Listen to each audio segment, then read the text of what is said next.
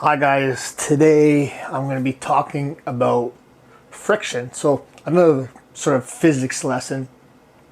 One easy way to understand friction is when two things are sort of rubbing against each other, how much they resist each other moving on top of each other. Now, when I'm talking about friction, I'm not talking about the friction between you and your neighbor because he keeps parking at the end of your driveway and you're having a hard time getting out of your driveway. Although that's kind of a technically what I'm speaking with in terms of metaphor, it is sort of what we're talking about, that friction, that sort of tension that exists that creates an issue, right? So in strict form, it's how much something resists moving over something else.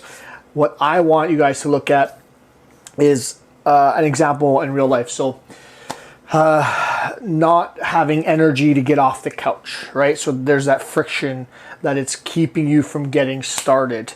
It's that energy that that's moving you away technically from your goal. So instead of having to overcome that energy, you either want to avoid it in the first place or find a way to make it easier. That's the activation energy we talked about.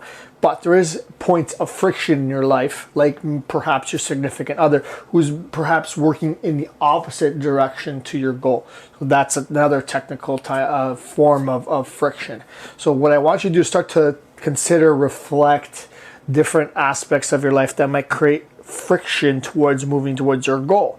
Technically, these are sort of some of the rocks that are in your way to get to your goal. When we talk about frogs and rocks, the activation energy. So I want you to find a way to reduce friction. So reduce points that slow you down, reduce and remove decisions that you need to make to get to starting to work out, let's say.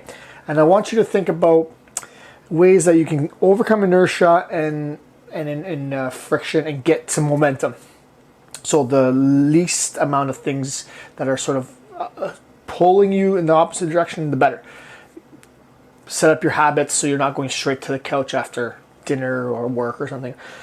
Make sure your stuff is laid out there. So again, it's very similar to lowering the activation energy, lowering the amount of energy to get started.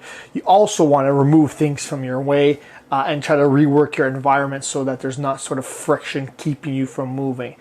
So I really want you to think about that, apply it, and see there's areas in your life that are creating friction towards your goal. What's one way that you can start to overcome that today?